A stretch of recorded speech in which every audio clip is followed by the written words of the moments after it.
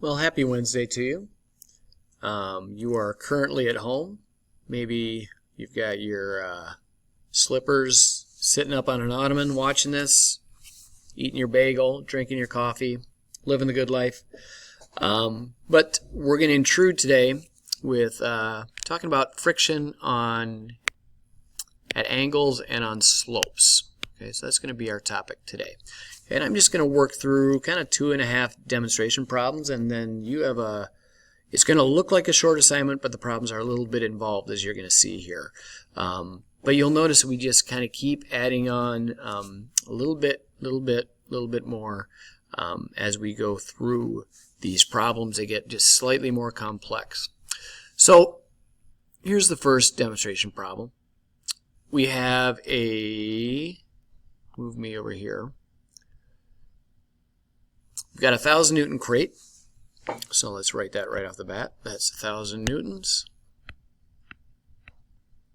And if I take 1,000 newtons, so if it has a weight of 1,000 newtons, basically if I divide that by 9.8, it's going to have, this object's going to have a mass of roughly, let's see, 102 kilograms. Okay. Now, it's pushed with a force of 300 newtons this way, and this angle right here is 20 degrees below the horizontal.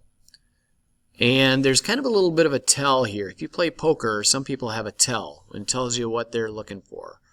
It's a constant speed. So if it's a constant speed, that means that the sum of my forces ends up being 0 because it's in equilibrium. Okay? So what's the coefficient of kinetic friction? Well, we've got a lot of garbage here, but let's add to it. If this is 1,000 newtons, I'm going to have a normal force that's going to be pushing back on it. But this normal force is now going to be increased by that weight plus this component of this angle here. Okay? So that's going to be F sine 30, because the sine is the opposite leg of this angle. That's a component pushing downwards, and since I'm pressing down, it's actually going to increase how hard they're pushing against each other, which increases the normal force. So that's going to be my normal force. So it's going to be 1,000 newtons. 300 newtons times the sine of 30 ends up being roughly 100 newtons. So my normal force ends up being about 1,100 newtons here. Okay? Now, it's moving at a constant velocity this way, okay, but it's constant. But that means that this force right here, I've got this component of force pushing it this way, and that's equivalent of 300 newtons times the cosine of 20. That's the portion of the angle that's acting in this way.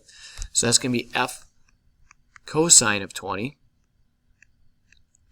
And the force cosine of 20, I'm going to flip that over here. That ends up being 280 newtons. This is starting to look a little bit like a crime scene. We've got a lot of arrows going everywhere. But we've got a force going 280 newtons this way, which means that if this whole system's in equilibrium, that I actually have a force of kinetic friction working against it that's going to be equal and opposite to that 280 newtons. So Fk here equals 280 newtons. So what is the coefficient of kinetic friction? Well, my equation for the coefficient of kinetic friction is Fk divided by Fn, my force of friction divided by my normal force. So basically, how much I'm getting out of how hard they're pressing together. So my force of kinetic friction is offsetting my applied force in the x direction. So that's 280 newtons divided by how hard these surfaces are pressing together. If it was just the weight, it'd be 1,000 newtons, but we've increased that weight by F sine 30. So my normal force is actually 1,100 newtons. So this mu k here ends up being 0.25, which isn't too far out of line with what your coefficient of friction was for your labs that you were doing in class. But this person who's pushing this crate got smart. They said, hey, that's kind of dumb to increase the normal force. Let's try pulling up on this block and see if that changes things. Because now if I pull up on this block still weighs 1,000 newtons. That's still the weight. And its mass is still 102 kilograms. But now they're going to pull up with 300 newtons at 20 degrees above the horizontal. So in doing so, what you've done is you've actually diminished the normal force here. My Fn now equals the weight minus this leg of this triangle. I'm actually diminishing that force. So weight minus F sine 30. And we know which is the equivalent. I'm going to just pull this down here. So that's 1,000 newtons. And then F sine 30, 300 newtons times a sine of 20 ends up being about 100 newtons. So I'm going to subtract 100 newtons there.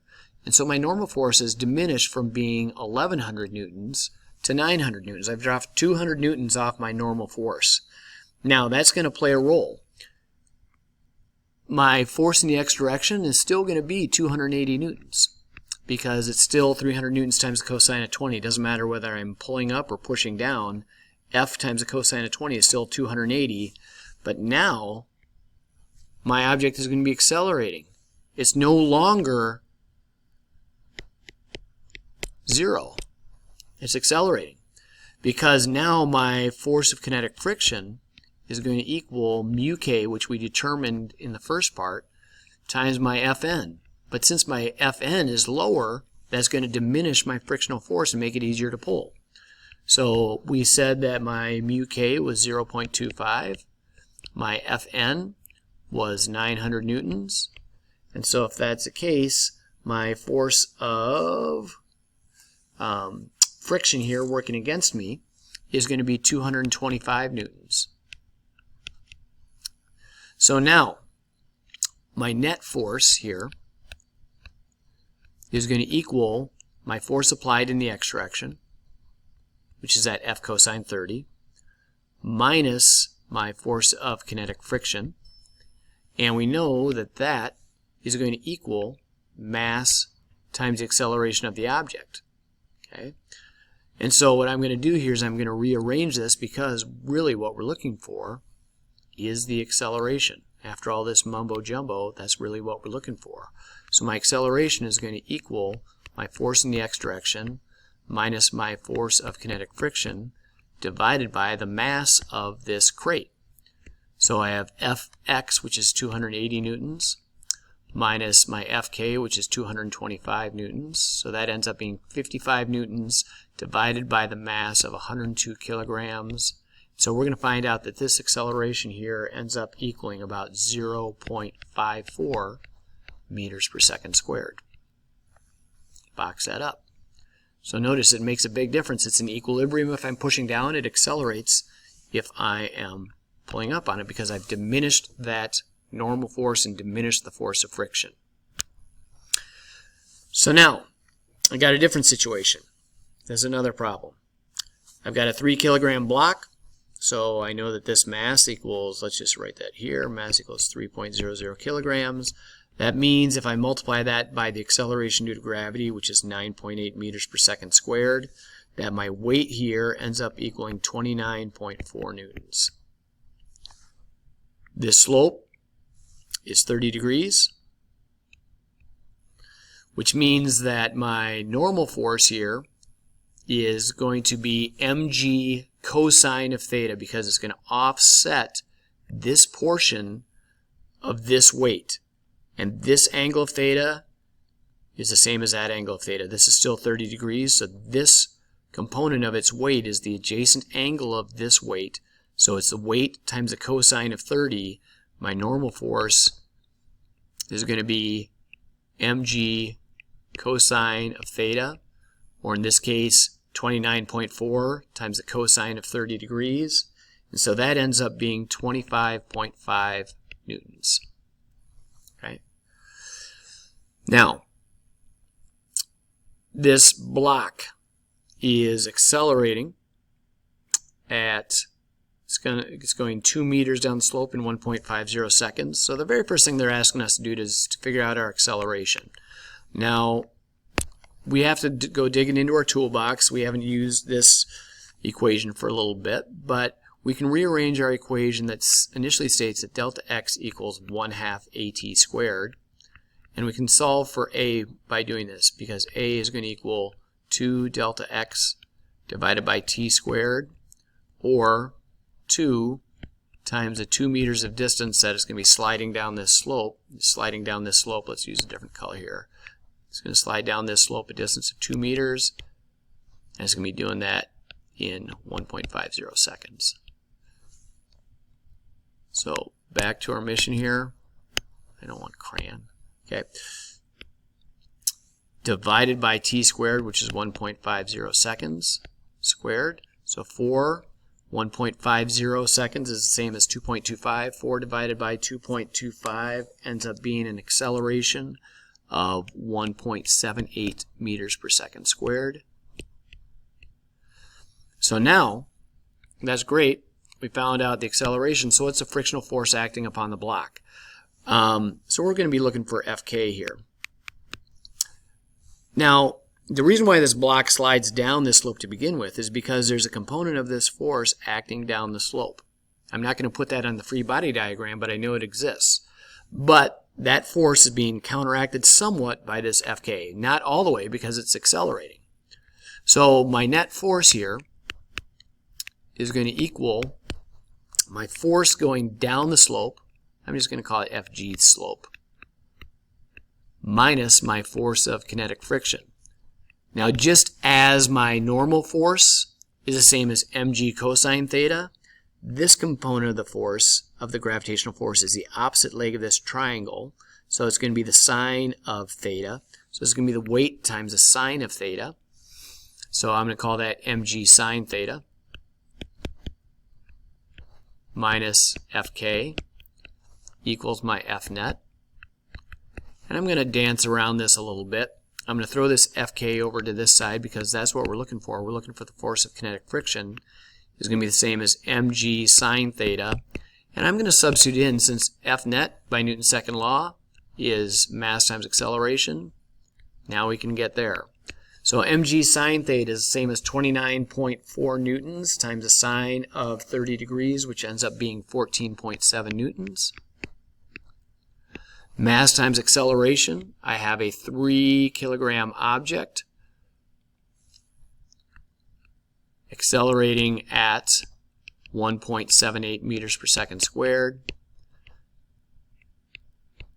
And so that ends up being 14.7 newtons minus 5.3 newtons. And so my net force, or not my net force, my force of kinetic friction ends up being 9.4 newtons. Guess what? We just solved the second part of this. Frictional force acting down the block. So now what's the coefficient of kinetic friction? It's a good thing we found that out, because we need that to solve the coefficient of kinetic friction. So I'm going to extend the page a little bit further. My unknown is, what is my coefficient of kinetic friction? Well, I know the equation for that. My toolbox is Fk divided by Fn. So it's going to be 9.4 newtons divided by my normal force of 25.5 newtons. And so my mu k ends up being a very satisfying 0.37. Okay? And that is why that motion is kind of diminished going down. If this were a frictionless thing, it would accelerate much faster. So that's doing a deep dive into friction at angles, and both up and down and on a slope. So you've got 3 problems here, and they're going to be different than what I gave you, but they are going to explore kind of the same themes. Just kind of isolate the problem, make a free body diagram, see where the forces are and what you need to do. And if you get these, you'll make me proud. Hope you guys enjoy your break, and let me know if you've got any questions. We will talk to you later.